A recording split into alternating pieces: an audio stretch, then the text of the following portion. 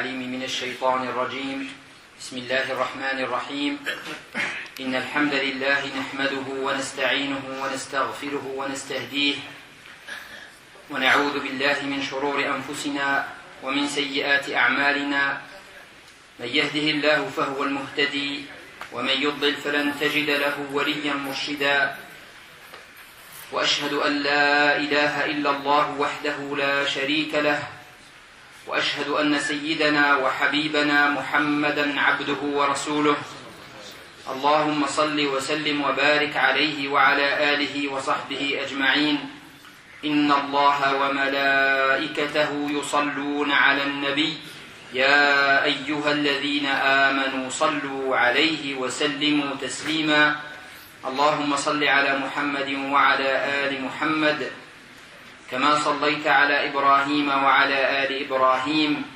وبارك على محمد وعلى آل محمد كما باركت على إبراهيم وعلى آل إبراهيم في العالمين إنك حميد مجيد أما بعد السلام عليكم ورحمة الله وبركاته.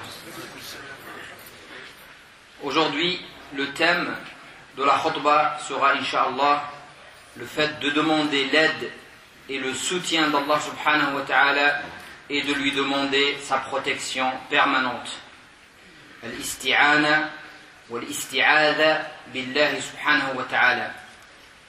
Croire en l'unicité d'Allah nécessite de notre part de croire que Dieu est le seul qui mérite d'être adoré. Le musulman n'adore que Allah et uniquement Allah. Et c'est ce qu'on appelle Tawhid al-Uluhiyya, l'unicité de la divinité. Et c'est l'un des grands principes de notre foi musulmane, de croire que Allah est unique et qu'il est le seul qui mérite d'être adoré. Et l'adoration, il ne faut pas croire que c'est juste la prière, ou le jeûne, ou le hajj. L'adoration, c'est un mot qui contient énormément de choses dans la vie de chaque musulman. C'est un terme qui englobe plusieurs choses. D'abord, les actes cultuels, la prière, le jeûne, le hajj, ça fait partie des adorations. Sacrifier, ça fait partie des adorations. Demander le soutien, ça fait partie des adorations. Demander la protection, ça fait partie des adorations. Aimer Dieu fait partie de son adoration. Avoir espoir en lui, le craindre, tout ça c'est des aspects de l'adoration d'Allah subhanahu wa ta'ala. Il ne faut pas restreindre la notion de l'adoration dans la prière. La prière fait partie des adorations, mais la vie d'un musulman est une adoration. Toute la vie est une adoration. La sourate la plus importante du Coran, comme vous le savez tous, c'est sourate al-Fatiha. Et écoutez ce que dit Ibn Qayyim, rahmatullahi alayhi, concernant cette sourate, ce qu'elle contient. Il dit: il n'a été révélé ni dans le Coran, ni dans aucun autre livre révélé une sourate identique à celle-ci, sourate al-Fatiha. Elle comprend l'ensemble des significations du Coran.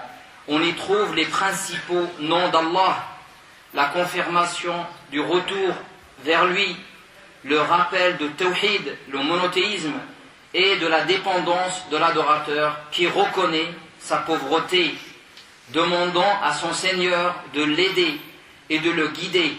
Iyyaka na'budu wa iyyaka nasta'in. On y trouve la meilleure invocation qui consiste à demander à être guidé dans le droit chemin. On y trouve la mention des trois catégories d'êtres humains: celui que Dieu a comblé de ses bienfaits, connaissant la vérité et agissant en conséquence; celui qui encourt la colère d'Allah subhanahu wa ta'ala parce qu'il s'écarte de la vérité après l'avoir connue; et celui qui est égaré parce qu'il ne reconnaît pas la vérité. Voilà ce que Ibn Qayyim dit sur Surat al-Fatiha. Il insiste sur Iyyaka na'budu wa iyyaka nasta'in. Iyyaka na'budu, c'est toi seul que nous adorons, et c'est de toi seul dont nous implorons secours. Voilà le verset, le secret du Coran résiste dans ce verset-là. Iyyaka na'budu wa iyyaka nasta'in. C'est toi seul que nous adorons. Iyyaka. En arabe, quand on dit na'buduka, c'est toi que nous adorons. Mais iyyaka na'budu, c'est toi seul et uniquement toi que nous adorons. Et c'est de toi seul et uniquement de toi dont nous implorons le secours et le soutien.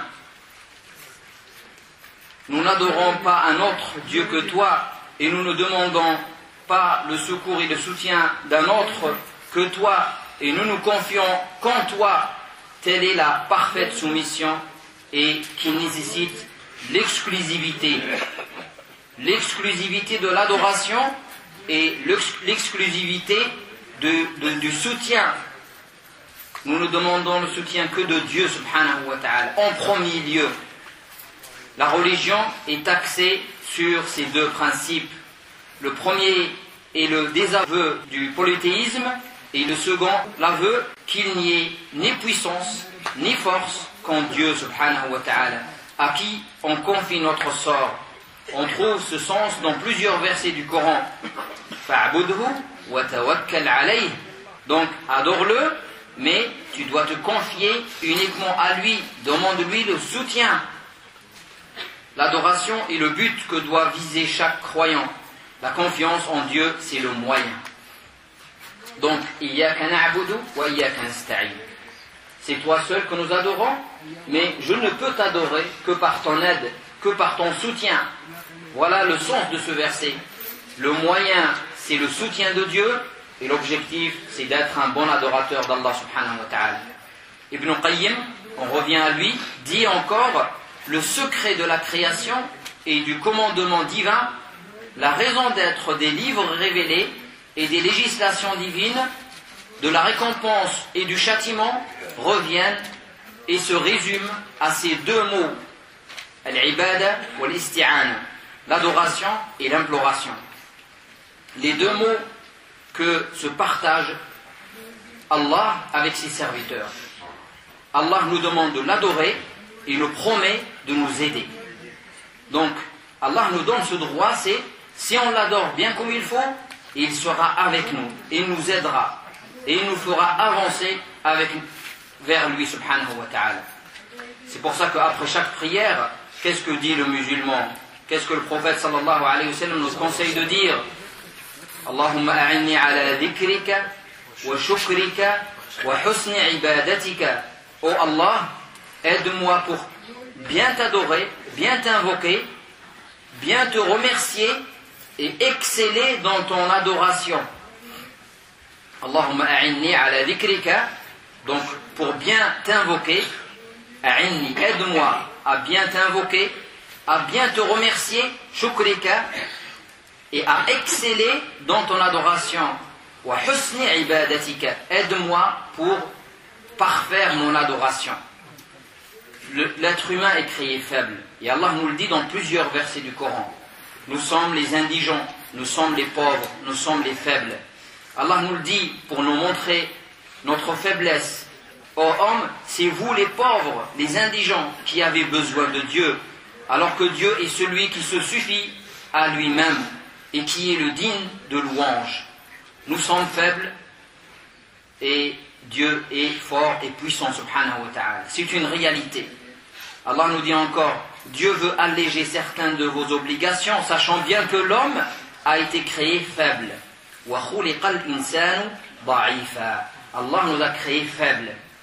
Et Allah nous a créé pauvres. Si nous voulons la richesse, c'est d'Allah qu'il faut la demander. Et si nous voulons la force, c'est de lui qu'il faut la demander. L'homme a été créé faible. Celui qui détient sa force des hommes reste toujours faible. Si tu fais confiance aux hommes et tu veux que les hommes t'aident, tu demandes à des faibles comme toi. Comment ils peuvent t'aider? Celui qui veut vraiment la force, il la demande au Seigneur des hommes, Allah subhanahu wa ta'ala. C'est lui qui a la force absolue et la puissance absolue subhanahu wa ta'ala.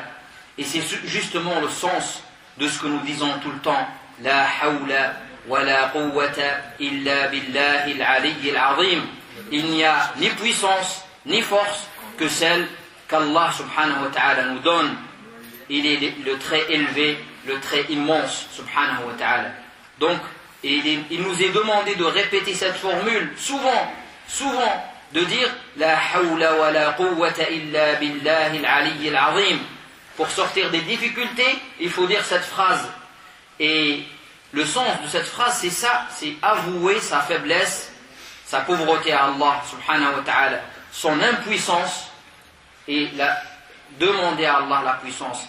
Il n'y a ni puissance, la hawla, ni force, wa la quwwata, que celle qu'Allah nous donne. Illa billah. Si Allah te donne la force, tu as la vraie force. Si Allah te donne la puissance, tu as la vraie puissance. Mais si Allah t'enlève cela, tu n'auras aucune aide, aucune puissance. L'homme doit avoir conscience, montrer et avouer sa faiblesse à Allah subhanahu wa ta'ala. C'est une grande qualité de savoir, d'être conscient de sa faiblesse. Parce que nous ne sommes déjà pas conscients que nous sommes faibles, nous sommes pauvres. D'abord, la première étape, c'est d'être conscient, de se dire, je suis faible. Allah m'a créé de cette manière-là, et la force, elle est chez Allah. Je suis pauvre, la richesse, elle est chez Allah subhanahu wa ta'ala. Avouer sa faiblesse et montrer à Dieu sa faiblesse. Bizarrement, l'être humain montre sa faiblesse aux hommes et oublie de la montrer à Dieu. Et ce que l'islam nous demande, c'est le contraire. C'est de ne pas montrer sa faiblesse aux hommes, mais de la montrer plutôt à Allah, et d'avouer sa faiblesse à Dieu lui-même, et non pas aux hommes. C'est une grande qualité qu'on trouve chez les prophètes et les messagers. Écoutez seulement cette histoire. Lorsque le prophète sallallahu alayhi wa sallam, qui vivait avec les Qurayshites, les païens, les polythéistes, et un jour il voulait s'exiler vers une ville à côté de la Mecque qui s'appelle Taïf, afin d'y trouver refuge. Là aussi il fut très mal reçu. On a excité les voyous de Taïf, de cette ville, contre lui. Ils se mirent à l'insulter, à jeter des pierres contre lui. Et ils le blessèrent aux pieds, sallallahu alayhi wa sallam. Il était plein de sang. Zayd ibn Haritha, qui l'accompagnait, qui tenait à le protéger, à protéger le prophète, sallallahu alayhi wa sallam, a lui-même reçu des coups sur la tête et était grièvement blessé. Radiyallahu anhu. Essoufflé, blessé, épuisé, le messager, sallallahu alayhi wa sallam, prit place sous un arbre et leva la tête au ciel afin d'implorer Allah. Et regardez ce que le prophète dit, sallallahu alayhi wa sallam.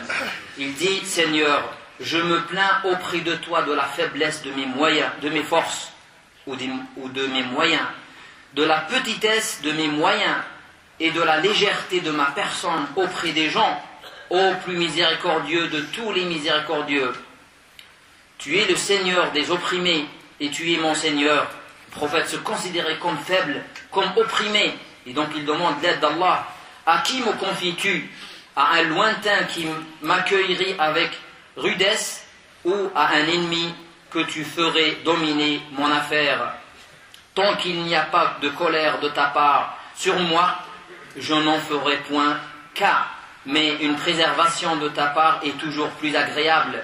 Je demande protection auprès de la lumière de ton visage, par laquelle s'illuminent les ténèbres et s'arrangent les affaires d'ici-bas et de l'au-delà, contre ta colère qui descendrait contre moi, ou ton irritation qui s'installerait chez moi. Tu mérites la repentance jusqu'à ce que tu sois content. Il n'y a pas de force ni de puissance que celle que tu détiens. Voilà une invocation que chaque musulman doit connaître, que le prophète sallallahu alayhi wa sallam a dit après avoir reçu cette humiliation.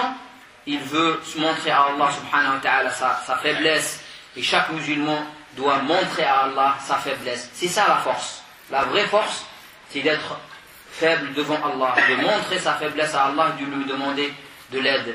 Le prophète sallallahu alayhi wa sallam dit à son cousin, son petit cousin qui avait 10 ans, et il lui dit un jour: ô mon fils, veille à ton profit, cherche l'assistance d'Allah, wasta'in billah. Veille à ton profit, c'est-à-dire fais le nécessaire dans la vie, ne baisse pas les bras, fais le nécessaire, mais tu dois toujours avoir confiance et demander l'assistance d'Allah subhanahu wa ta'ala, parce que tu ne réussiras jamais si tu te fais confiance qu'à toi-même ou qu'à des hommes comme toi.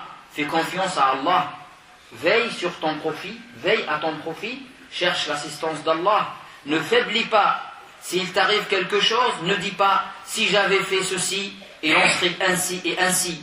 Mais dis plutôt, c'est le destin d'Allah. Et ce que Allah a voulu, c'est réalisé. Car le mot si, le mot si, c'est à chaque fois on dit ah si, ah si, ah si, ouvre la porte aux œuvres de Shaitan. Avoir l'aide d'Allah est un droit qu'Allah nous donne, subhanahu wa ta'ala. Le généreux, il nous octroie ce droit. Mais il faut le mériter. Il faut mériter l'aide d'Allah. Parce que Allah aide ceux qui lui font confiance, ceux qui viennent vers lui. Et c'est pour ça que nous avons un hadith extraordinaire du prophète sallallahu alayhi wa sallam. Quand Allah, dans ce hadith aussi, nous parle de ses serviteurs, de ses bien-aimés.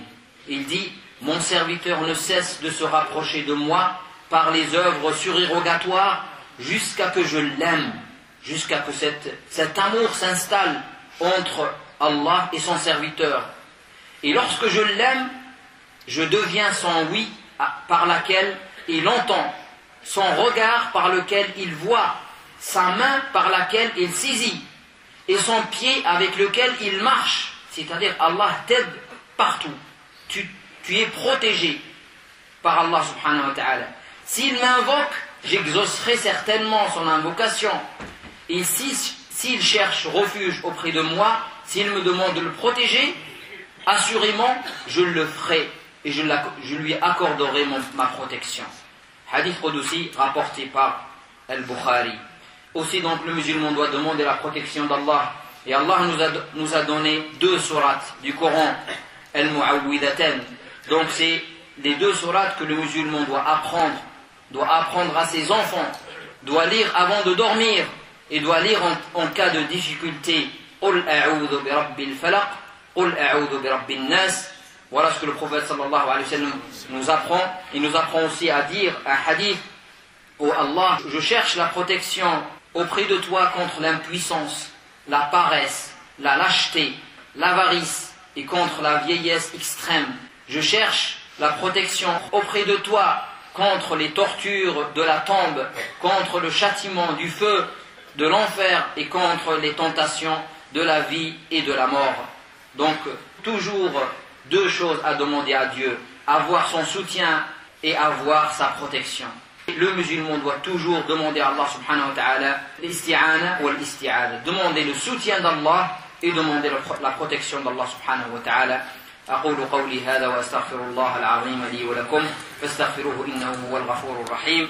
سبحانك اللهم وبحمدك نشهد أن لا إله إلا أنت نستغفرك ونتوب إليك. سبحانك اللهم وبحمدك نشهد أن لا إله إلا أنت نستغفرك ونتوب إليك. سبحانك اللهم وبحمدك نشهد أن لا إله إلا أنت نستغفرك ونتوب إليك. سبحان ربك رب العزة عما يصفون وسلام على المرسلين والحمد لله رب العالمين. الله أكبر الله أكبر الله أكبر الله أكبر. أشهد أن لا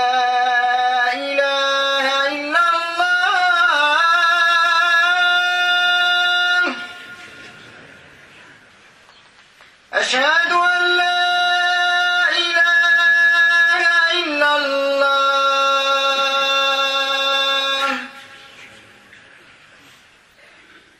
أشهد أن محمدا رسول الله. أشهد